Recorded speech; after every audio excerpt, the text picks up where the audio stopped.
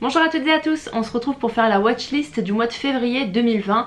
Je l'avais fait pour janvier, ça vous avait plu, ça m'avait plu, donc voilà, je recommence.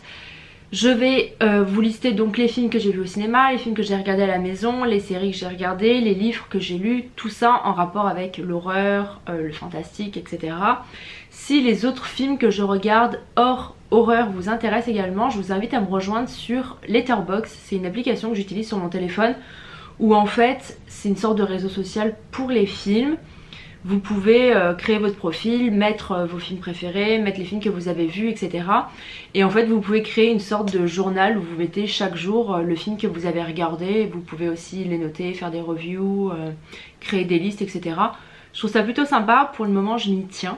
Voilà, après c'est pas dit que dans la durée je sois hyper régulière dessus.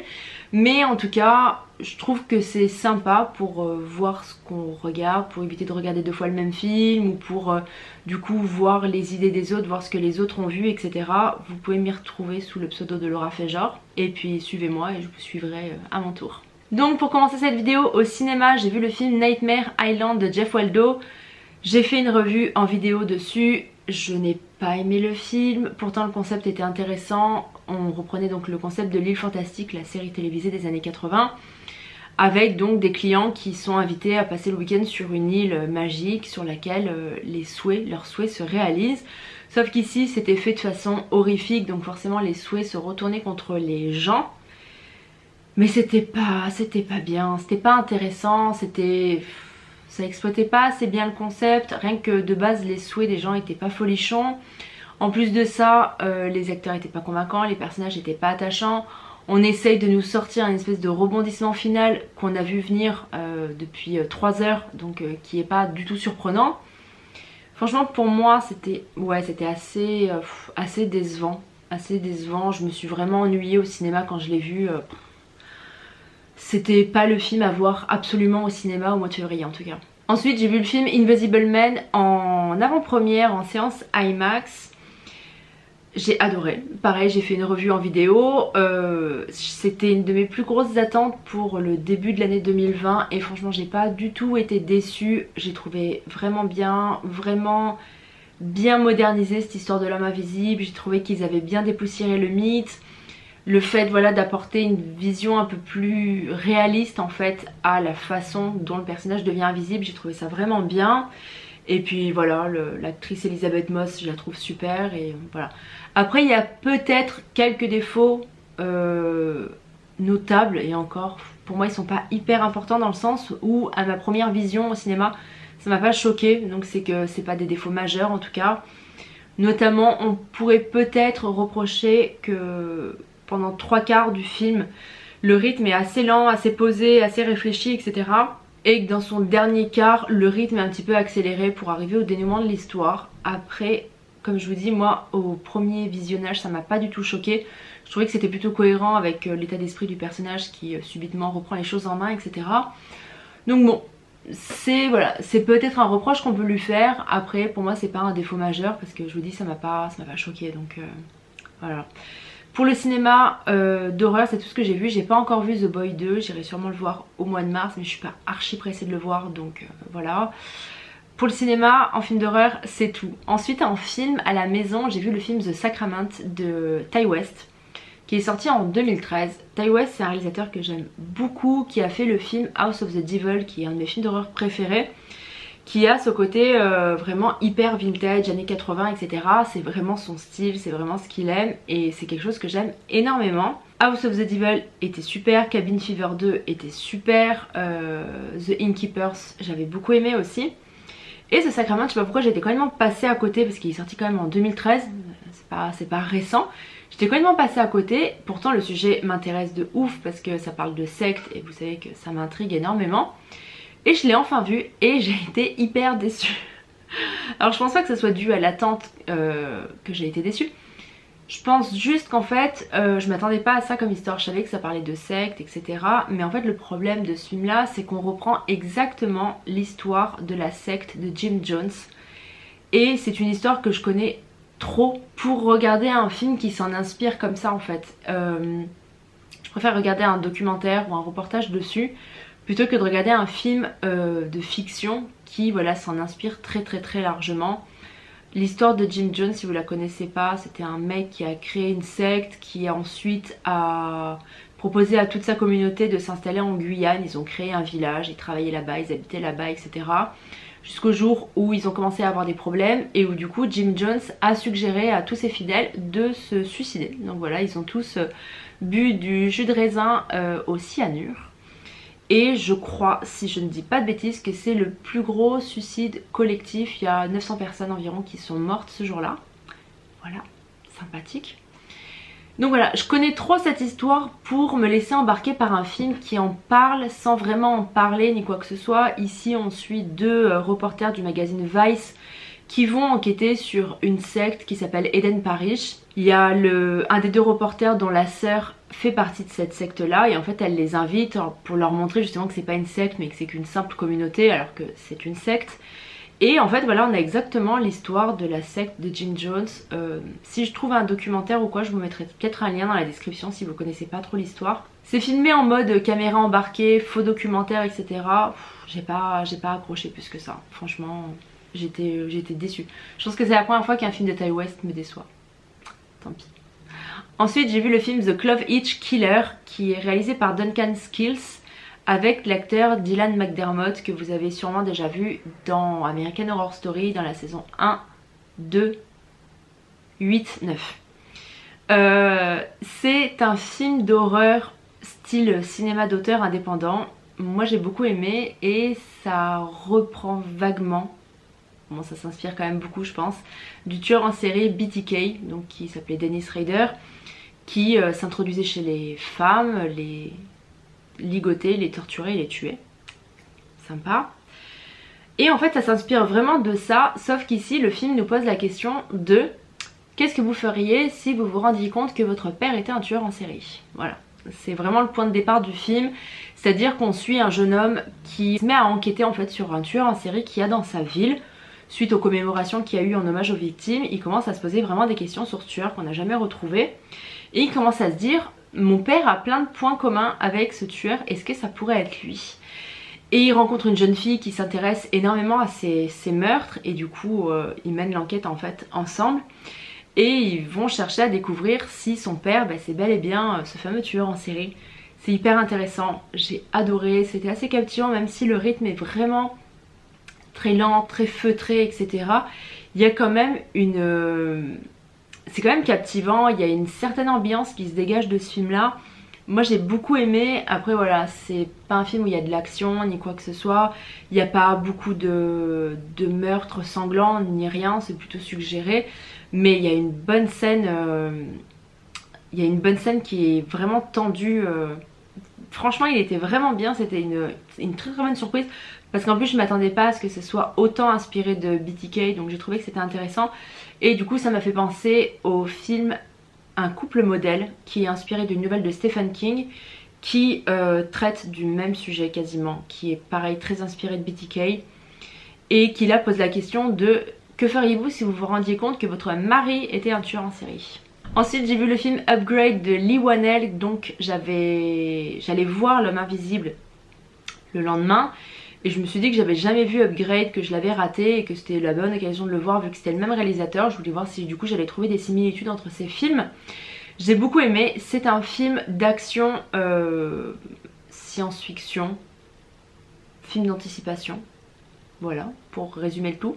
On est dans un futur assez proche où quand même tout ce qui est biomédecine, je sais pas si on peut appeler ça comme ça, c'est quand même un peu plus évolué. Et en fait un soir il y a un homme qui se fait agresser avec sa femme se fait tuer, lui il se fait attaquer, il est tétraplégique et en fait on lui propose de lui implanter une puce au niveau de la colonne vertébrale, au niveau de la nuque, une puce qui va pouvoir lui redonner sa motricité et prendre en fait faire vivre son corps comme lui ne peut plus le faire.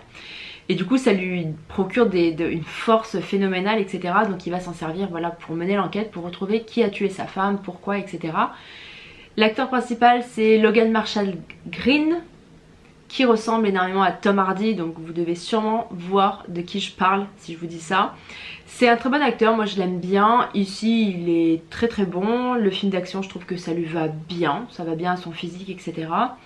Le film franchement est cool, il y a un bon rythme, il y a un tout petit budget et pourtant il y a de très bons effets spéciaux et notamment de très bons effets gore. Ça j'ai adoré, je ne m'y attendais pas trop à voir ça dans ce film. Mais il y a quelques bons effets gore qui sont très réussis, qui sont très efficaces, j'ai beaucoup aimé. Ensuite j'ai vu le film The Boy, donc le premier qui est réalisé par William Brent Bell. C'était pour le revoir avant de voir le 2 au cinéma que donc je n'ai pas encore vu. Je l'avais vu au cinéma quand il est sorti en 2016, j'avais beaucoup aimé parce que je m'attendais pas du tout à la fin. Le twist final, je me souviens, j'avais été choquée, je me suis dit putain c'est hyper réussi, si tout au long du film je ne me doute pas du dénouement final, qu'on me surprend à ce point là, c'est que c'est hyper bien réussi. Et je l'avais pas revu depuis et justement je voulais le revoir pour me remettre déjà dans l'ambiance. Je trouve ça hyper intéressant en fait de revoir un film avec un gros dénouement final, avec un gros twist comme celui-là, de le revoir en connaissant la fin en fait, pour voir si tout au long du film on peut capter des indices, des éléments qui vont nous emmener à cette fin là avant qu'on nous la révèle. Et oui, il y a des petits indices qui sont un petit peu tout au long du film, où justement la première fois qu'on le regarde sans connaître la fin on se dit c'est un peu bizarre, c'est un peu incohérent, etc. Sauf qu'une fois la révélation faite on se dit bah non en fait c'était tout à fait cohérent. C'est un film que j'aime beaucoup, je passe un bon moment quand je le regarde. Par contre l'actrice principale, Lauren Cohen, qui joue dans The Walking Dead, oui je dis The Walking Dead, je trouve qu'elle joue pas très bien. J'étais pas hyper convaincue par son jeu. Après je me souviens que dans Walking Dead c'était vraiment pas mon personnage préféré. Mais voilà, donc je me pose d'autant plus la question de savoir comment ils vont faire dans le 2, sachant la révélation finale qu'il y a eu dans le 1, comment ils vont faire dans le 2. Vraiment je reste toujours hyper intriguée, j'ai quand même... Allez, j'ai moyennement hâte de le voir on va dire. Ensuite en film j'ai regardé Vidéodrome de David Cronenberg. Je vous avais dit dans la vidéo précédente que j'avais pas vu beaucoup de films de Cronenberg et que j'essayais d'en voir du coup de temps en temps. Le mois dernier j'avais vu Faux Semblant. Là j'ai vu Vidéodrome qui est je pense un de ses films les plus connus. Et ben franchement j'ai pas aimé. j'ai pas aimé. J'ai bien aimé l'histoire, j'ai trouvé que l'histoire était quand même intéressante et tout. Mais je pense que le film il est trop vieux pour le découvrir en 2020 en fait. Alors peut-être que pour certaines personnes ça va pas les choquer plus que ça. Mais c'est vrai que les effets spéciaux ils étaient trop datés. Pourtant il y a des bonnes idées quoi. On sent qu'à l'époque c'était fou hein, de faire des trucs comme ça dans les films, etc. Des prothèses comme ça, je pense à la main pistolet par exemple, c'est ouf. Mais le problème c'est qu'aujourd'hui en 2020, quand tu découvres ça pour la première fois, c'est ringard quoi. C'est ringard, c'est daté, c'est trop vieux. Et du coup je sais pas, j'ai pas accroché du tout. Voilà, je l'ai regardé jusqu'à la fin, hein, parce que c'est rare que je regarde pas un film jusqu'à la fin. Mais franchement je me suis dit putain tout ça pour ça quoi. Mais voilà, je pense que c'est juste un problème d'époque hein. Je pense que j'aurais dû le voir beaucoup plus tôt en fait. En ce qui concerne les séries, j'ai regardé la saison 4 de American Horror Story ainsi que la saison 7. C'est pour ça que j'ai pas vu beaucoup de films, parce qu'en fait j'ai regardé beaucoup de séries. La saison 4 c'est donc la saison Freak Show qui se passe dans les années 50. Oui, 50 dans un cirque de monstres humains. C'est une saison que j'aime énormément parce que voilà j'aime bien tout ce travail de qui est le véritable monstre. Est-ce que c'est le monstre physique ou est-ce que c'est le monstre psychologique, moral ou quoi que ce soit.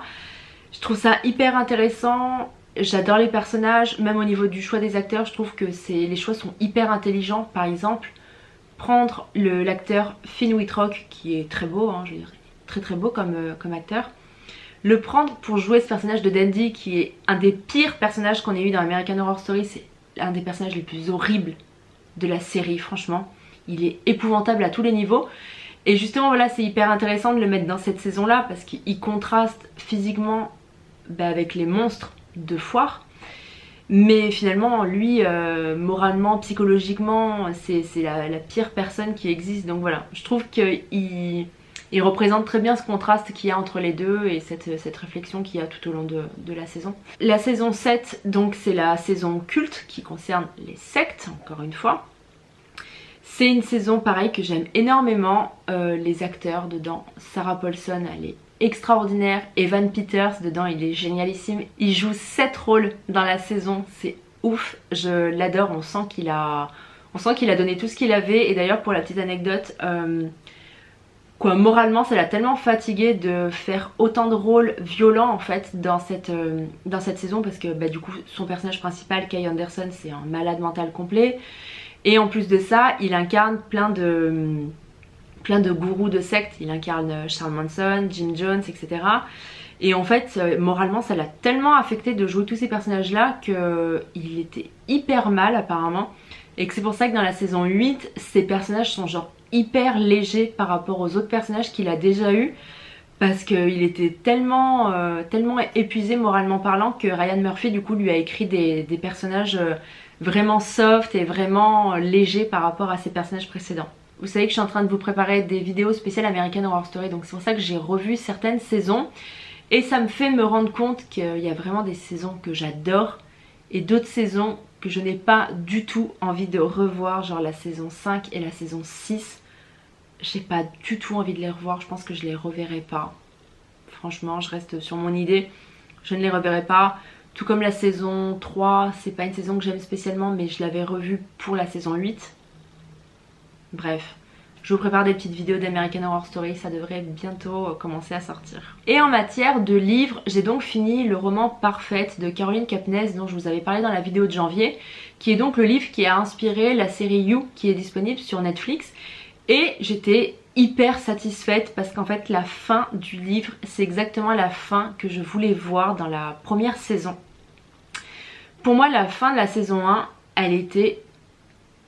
c'était pas ce que j'avais envie de voir. Je peux pas vous spoiler parce que j'ai pas envie de vous spoiler le livre si jamais vous avez envie de le lire, parce que franchement c'est bien écrit.